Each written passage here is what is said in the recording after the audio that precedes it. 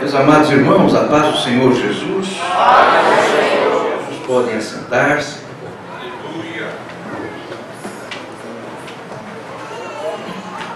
Os irmãos, desde a manhã de hoje, Deus nos permitiu estar com os irmãos aqui, por ocasião desta escola bíblica.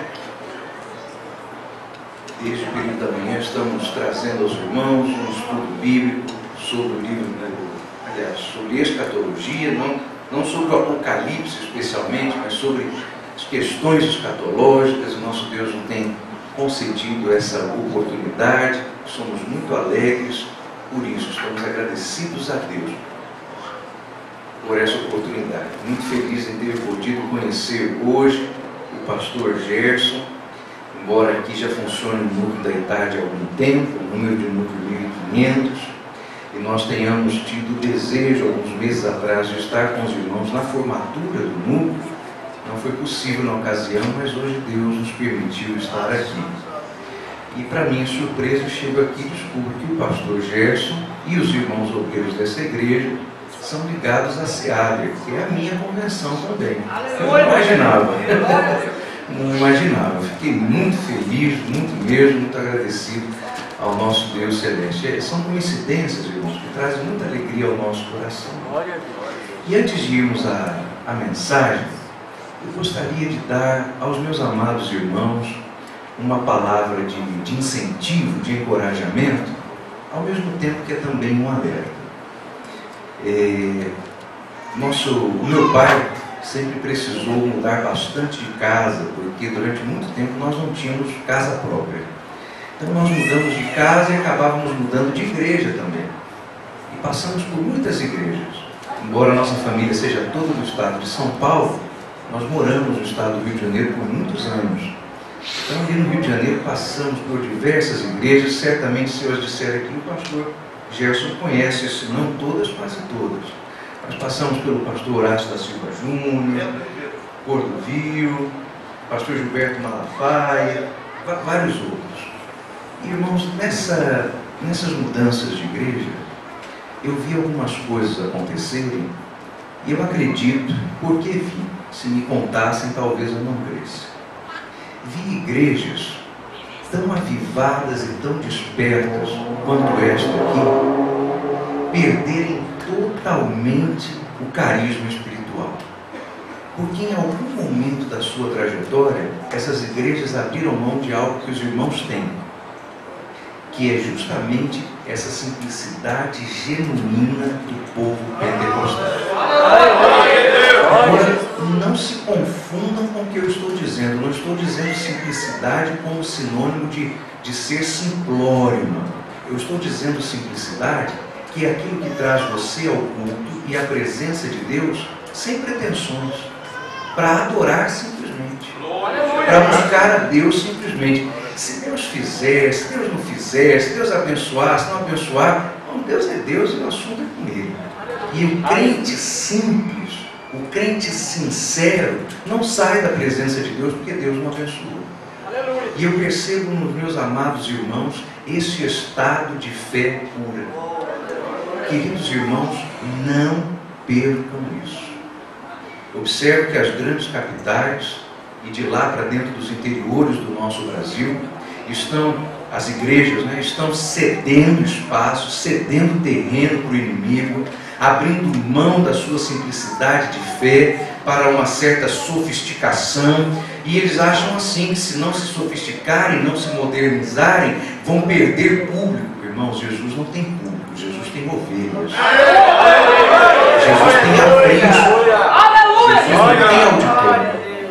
E o dia em que esse pensamento subir ao coração de alguém, a simplicidade se vai e com ela vai a salvação. Porque as tais igrejas a que me refiro, e não adianta eu ficar com esses olhos arregalados, porque eu não vou dizer quais são elas, mas as tais igrejas a que me refiro não são mais igrejas. Elas se tornaram agências de show, promotores de eventos. Conosco não. Em nome de Jesus, conosco não. Vamos continuar assim. Faz anos que eu não via um jogral. Anos, irmão. E olha que as igrejas no estado de São Paulo são razoáveiszinhas. Anos que eu não via um jogral. Que a mocidade não perca isso. Que os jograis continuem. Que a palavra ensinada ou encenada não saia do meio de nós. É preciso manifestarmos a palavra de Deus por todos os meios que estão ao nosso dispor. Eu estou feliz no meu coração em ter conhecido os irmãos. Meu coração, alegre mesmo.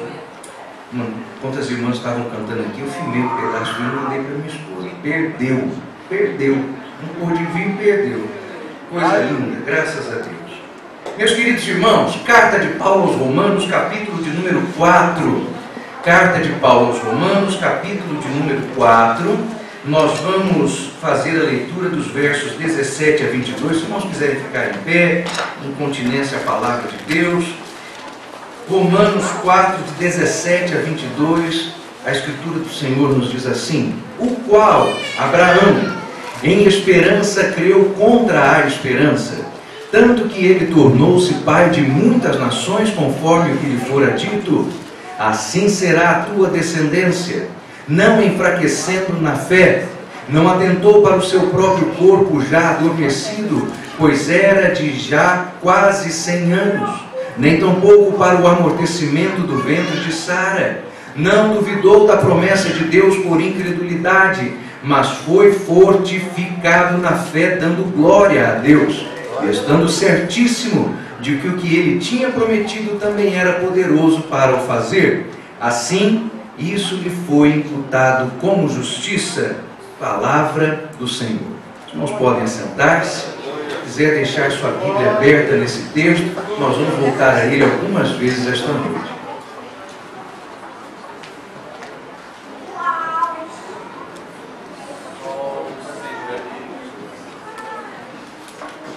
Meus queridos irmãos, meditar na palavra de Deus traz ao nosso coração alguns aprendizados muito importantes.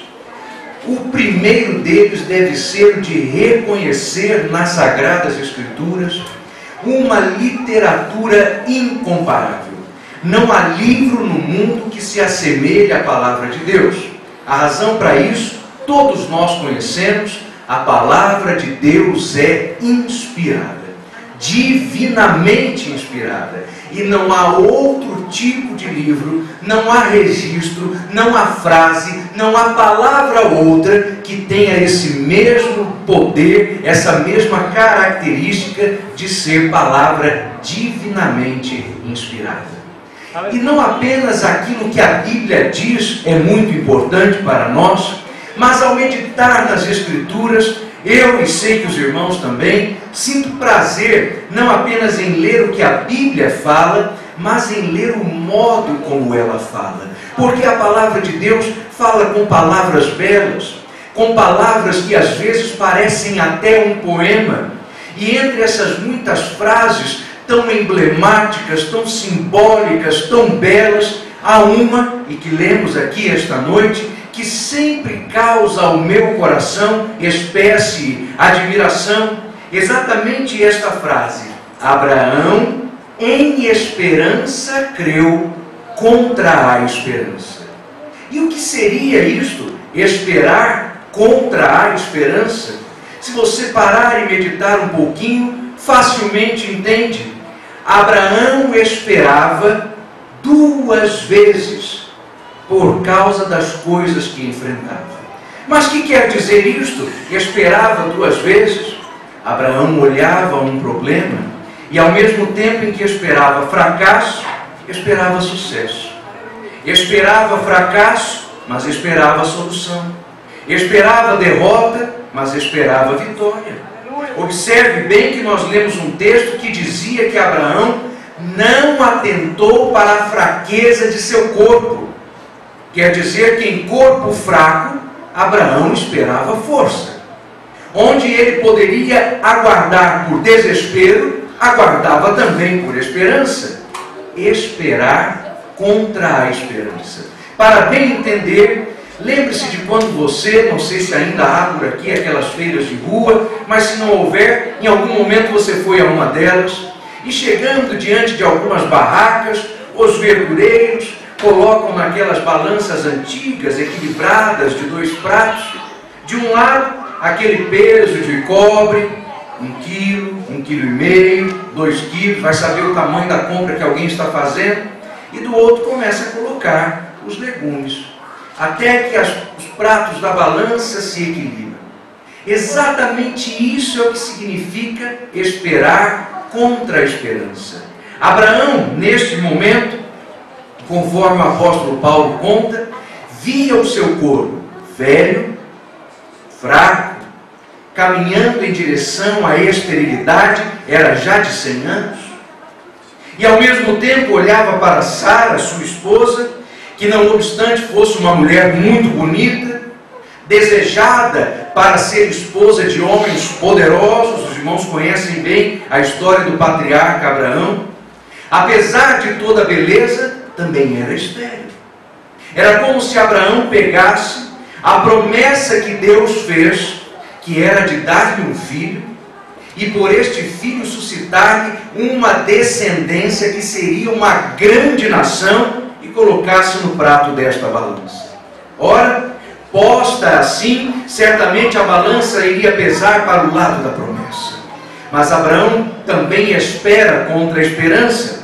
Então, ao mesmo tempo em que espera uma promessa, também espera a fraqueza de seu corpo, a esterilidade de Sara, o passar do tempo, o muito passar do tempo e a morte que se avizinha. E esta balança já não pende para o lado da promessa, mas para o lado daquilo que Abraão esperava de mal.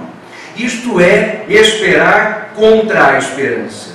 Mas Abraão se olhava para o seu corpo, conforme vimos, ele via, não enfraquecendo na fé, verso 19, não atentou ao seu próprio corpo já amortecido. Era a causa de desespero. Este homem recebera uma promessa de Deus que deveria cumprir-se em condições muito específicas. A promessa dava conta do nascimento de um filho para um homem já velho, um filho para um homem velho casado com uma mulher estéril, um filho que suscitaria a este homem uma larga descendência. E as condições dessa promessa eram muito específicas, de modo que dia após dia tudo parecia estar mais longe de acontecer, mais difícil de se lidar, mais complicado de se cumprir, e Abraão não podia mais olhar para aquilo e entender que haveria uma esperança boa, apenas esperança má. Entre mentes, irmãos, a mesma carta de Paulo aos Romanos, no capítulo 4, verso 11, esse capítulo que você deixou aberto, chama Abraão de o pai da fé, pai de todos os que creem, é o que Paulo diz. Como pode ser que Abraão, diante de tanto desespero, ainda permaneça como sendo o pai da fé? Especialmente porque nós sabemos bem a história. Ao ver passar o tempo, ao sentir os anos passarem sobre si e sobre sua esposa, e não ter um filho, Abraão teve muitos pensamentos a respeito do que fazer. Ele pensou: minha herança eu vou deixar para Eliezer, o Damasceno, sem filhos ele vai herdar. Em algum momento Sara lhe disse: toma aí a minha serva, a escrava Agar, tem por ela um filho. E foi o que Abraão fez, e assim nasceu a Ismael. Mas, irmãos, a despeito de tudo isso, o Senhor Deus não confirmou que a herança de Abraão seria de Eliezer Damasceno, e não confirmou que o filho da promessa fosse Ismael. Ora, e por quê? Porque a promessa de Deus, embora exigisse uma condição única para acontecer, difícil de se lidar, realmente muito específica e dependente do poder de Deus, ainda era promessa de Deus. E em sendo promessa de Deus, só se cumpre ao modo de Deus, no tempo de Deus, na forma de Deus, na providência de Deus, no socorro de Deus, na condição de Deus. Ismael, de fato, foi abençoado. A Bíblia nos ensina que ele, depois de ser despedido da casa de Abraão junto com Agar, tornou-se o pai de 12 príncipes. Ele foi o pai de uma nação também, mas não era o filho da promessa. Ele não era o filho legítimo que Abraão deveria ter. Não era possível que Abraão desse a promessa de Deus uma solução humana, desse a promessa de Deus uma resolução sua, porque as nossas resoluções, as nossas soluções, as nossas ideias, meus amados irmãos, estão muito abaixo daquilo que Deus promete ao seu povo. A palavra de Deus nos diz lá na primeira carta de Paulo aos Coríntios, capítulo 2, verso 9, aquilo que o olho não viu, o ouvido não ouviu, nem subiu ao coração do homem, são as coisas que Deus tem reservado para aqueles que o amam. Portanto, Abraão não é um filho com a escrava, é um filho com Sara. Abraão não é um servo na tua casa, é um filho teu, nascido teu, legítimo de dentro do casamento. Até porque, meus irmãos, era uma promessa para Abraão e também para Sara. Mas Abraão precisou aprender a respeito disso.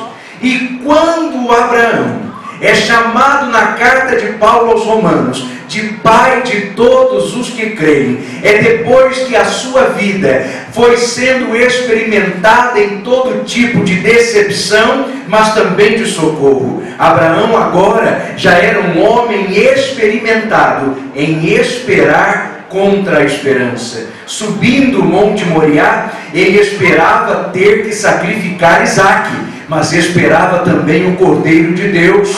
Quando ele recebeu Ismael como filho e depois o despediu, esperava que Ismael morresse no deserto, mas também esperava pela salvação daquele moço, e assim Deus o fez. Quando olhava para Eliezer, esperava nele um herdeiro, mas também esperava um filho legítimo. Quando Isaque estava em idade de casar-se, Abraão esperava nunca encontrar uma mulher à altura da promessa, mas também esperava por uma nora à altura de Isaque. Era um homem que estava acostumado a ver o desespero e a esperança ao mesmo tempo. E por que alguém assim é pai dos que creem? Porque ao ver o desespero e ver a esperança, os seus olhos não se enganavam no desespero, miravam a esperança, não se perdiam no desespero, contemplavam a esperança, não choravam no desespero, mas olhavam para a esperança, e a esperança do Senhor não atrasa, não cessa, não erra, não finda, não tarda. É uma promessa de Deus e a promessa de Deus se cumpre. Abraão é pai dos que creem, porque ele esperava em Deus e não na promessa. Parece uma coisa que lembra algum tipo de joguinho de palavras, mas não é. Observe os versos 19 e 20. Ele não duvidou da promessa por incredulidade, foi fortificado na fé, mas deu glória a quem? A Deus. Meus irmãos, esperar em Deus e não na promessa faz uma diferença muito grande em nossa vida. O Salmo de número 90, verso 12 diz: ensina-nos a contar os nossos dias, de maneira que alcancemos coração sábio. Como é a vida daquele que, ao invés de esperar em Deus, espera na promessa? Meu irmão, cada dia da pessoa que, ao invés de esperar, é sempre um dia a mais. Mais um dia e a bênção não veio. Mais um dia e a cura não chegou. Mais um dia e a salvação não entrou pela porta. Mais um dia e o problema não foi solucionado. E os ombros de quem espera numa promessa, ao invés de esperar em Deus, vão ficando pesados, sobrecarregados, porque um dia após o outro as coisas são contadas sempre como mais um dia. Mas Abraão aprendeu a inverter. Ele nunca desconfiou da promessa, mas ele cria em Deus.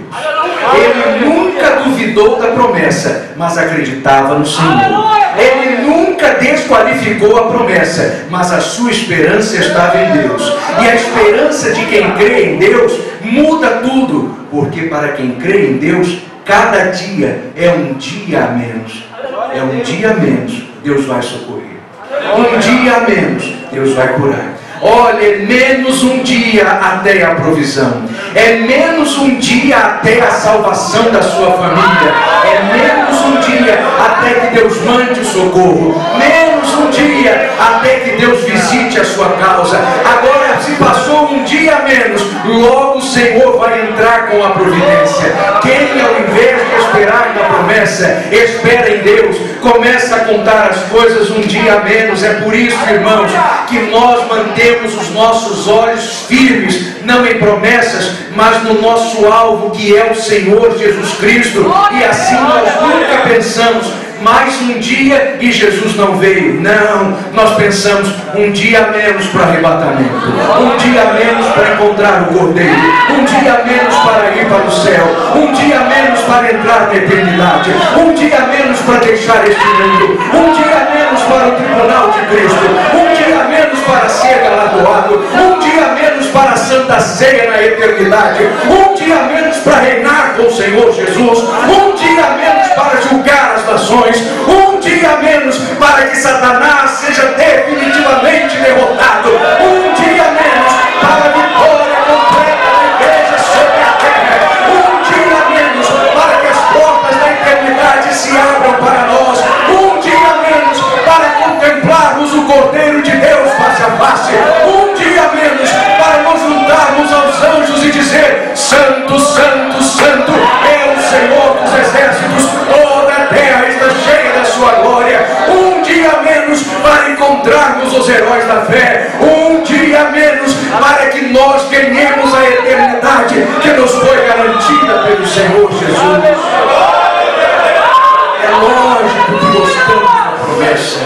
É lógico que a promessa mexe conosco. É claro que a promessa nos encanta. Mas promessa sem Deus não é nada. Promessa sem Deus é só uma palavra. Promessa sem Deus é uma esperança sem fundamento. Porque toda esperança, todo fundamento, toda certeza, todo poder, toda honra, toda glória estão na mão do Senhor, são dele. E mais que serem dele, ele é digno destas coisas. Não é só uma questão de propriedade, é de dignidade. Deus é digno do poder, é digno da honra, é digno do louvor. Por isso, embora guardemos a promessa, aguardamos no Senhor. Aleluia. Abraão esperava e foi justificado. Verso 22 diz: assim também isso lhe foi imputado como justiça. Nesse momento, o apóstolo Paulo está ensinando e dizendo que a fé vem antes das obras, a fé veio antes da lei, a fé veio antes da circuncisão, a fé vem antes de tudo. E o apóstolo Paulo faz questão de deixar bem claro que o segredo nesta passagem não é a fé intelectual, não é fé como fruto de razão, não é fé como concordância racional, é a fé na direção certa, e a direção certa para a fé é Deus. E quando a nossa fé está depositada no Senhor, meus irmãos, nós ainda vamos fazer como Abraão, esperar contra a esperança, porque não somos cegos, vamos ver as dificuldades. Não somos bobos, vamos reconhecer os obstáculos. Não somos tolos, saberemos identificar os empecilhos. Mas maior que as dificuldades é Deus. Mais forte que os obstáculos é o Senhor. Mais alto que os empecilhos é o poder do nosso Deus. E nós daremos fé ao Senhor. Logo Deus é o objeto da nossa fé, é o alvo da nossa fé, é para onde aponta a nossa fé. E assim Abraão foi justificado. Quer dizer que ele recebeu para si justificação, perdão, recebeu para si a maior bênção, que era a de vida eterna, por uma coisa: crer em Deus. Aleluia. Nada mais. Crer no Senhor. E ainda que uma palavra como essa e versículos assim renovem em nós a esperança com relação às lutas que enfrentamos nessa terra, e eu não desprezo isso, porque também espero vitórias terrenas, queridos irmãos, ela fala e mostra de algo que é muito maior do que as vitórias terrenas. Esta passagem ensina de algo que vai muito além das vitórias imediatas, porque esta passagem nos fala de ser justificado pela fé, e isso significa não vitória no mundo, mas vitória sobre o mundo, vitória que vence o mundo, e a vitória que vence o mundo é a nossa fé. Cremos naquele que dentre os mortos ressuscitou Jesus, nosso Senhor, o qual por nossos pecados foi entregue, ressuscitou para nossa justificação. É claro que nós precisamos de socorro aqui. Se eu pudesse saber quais são os problemas e as lutas de cada um de nós, certamente poderíamos orar de maneira específica sobre cada problema que cada um de nós passa. Mas, queridos irmãos, embora não conheçamos todos os problemas uns dos outros, há alguém que tem a oferecer a nós não apenas solução para aquilo que incomoda aqui, mas para aquilo que vai incomodar na eternidade. Este alguém é o Senhor Jesus Cristo, e mais que solução para agora, Ele tem solução para o amanhã.